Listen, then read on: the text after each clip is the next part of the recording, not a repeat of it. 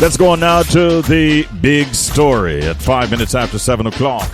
So the Electoral Commission of Jamaica, the ECJ, has rejected allegations that were made by the Citizens Action for Free and Fair Elections Cafe that voters were turned away at 21% of polling stations during the September 3, 2025 general election. Cafe claimed that individuals who were in line at the official 5 p.m. close of polls were not allowed to vote. However, the ECJ asserts that no such reports were made by the Electoral Office of Jamaica officials, political parties, or accredited international observers. Despite requests for evidence, Cafe has failed to provide proof of their claims. The ECJ has expressed satisfaction with the election's outcome and commended political parties for their role in maintaining peace during the election. The commission is now demanding that Cafe withdraws their statement. This morning we are joined by the Director of Elections, Mr. Glasspole Brown, to give his side of the story. Good morning and welcome, Mr. Brown. How are you doing today? I'm all right. Good morning to you and your listeners. All right. Thank you very, very much. If I should ask you at the start, Mr. Brown, what are the factors that might have led the ECJ to conclude that the election was free and fair? What would you say those factors would be? Well, I know Martin would have contributed, and certainly we all our polling stations were open on time. I think 99% of the other 0.05% was within 15 minutes they were open. While there was some concern in terms of the pace at which the process moved, the evidence indicated that persons who wanted to so cast their ballot was allowed to do so. Certainly, if you look at the report from the three observers, Cafe, OS, and CARICOM, they did indicate that it was a free and fair election. Mm-hmm. So there were a number of positives that took place on the day.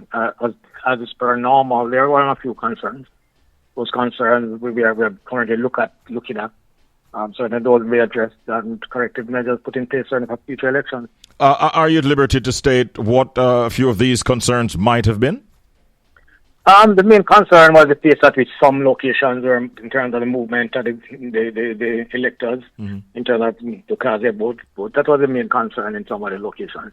But apart from that, the others were minor as far as I'm concerned. Person had a little difficulty knowing where they were supposed to have gone, where the police station is. Mm-hmm. But we had a mechanism in place, certainly. They therefore different options that was available for a person to get that information. So the main concern that was highlighted was more in some locations it was okay. Some locations had an issue in terms of the pace at which the vote was moving. Cafe is claiming that individuals who were in line at the official 5 p.m. close of polls were not allowed to vote. What are the standard procedures, Mr. Brown, for handling voters in line at the close of polls?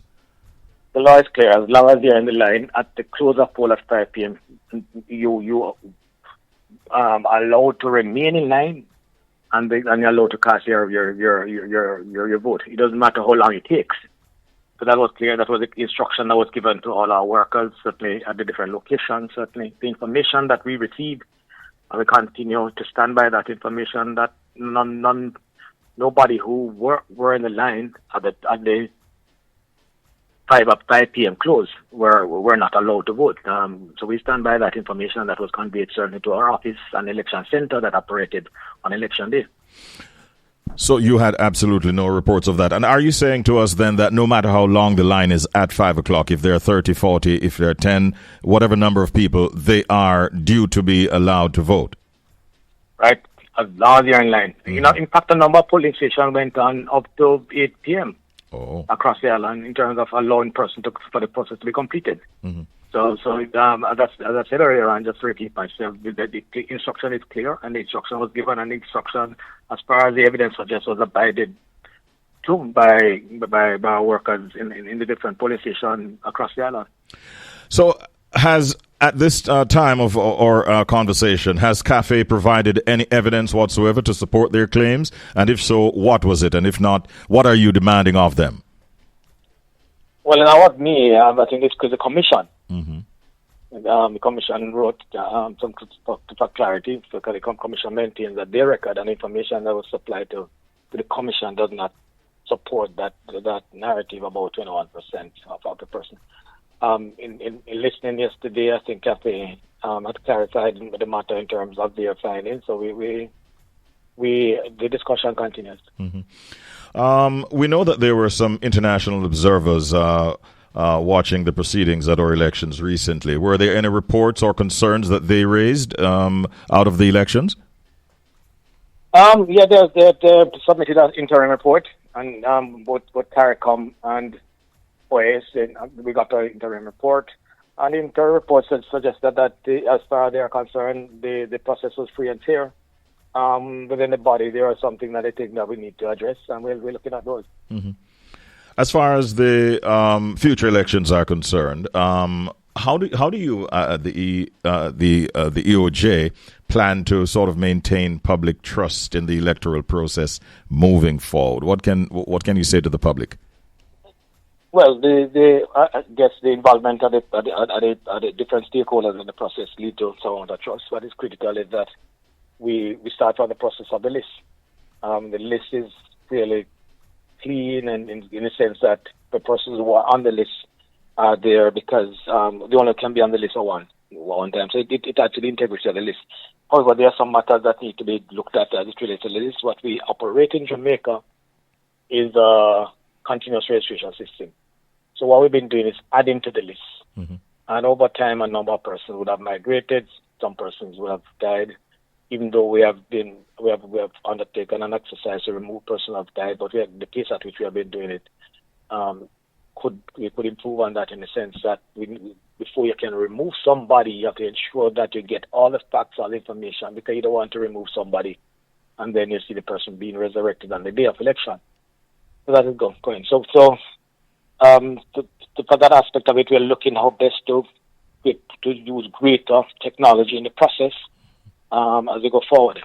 Mm-hmm. So we are always reviewing our processes and looking at how best to benchmark it against other election management bodies processes for improvement. So we continue to do that. Certainly we engage our stakeholders, certainly the ECJ, from the ECJ level based on the composition. It involves the political stakeholders, it involves independent persons, etc.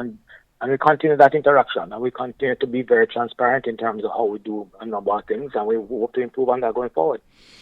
All right, Mr. Brown, I want to thank you for your time and your thoughts this morning. I wish you a great day. Thanks as always. Okay, then. You have a good day too.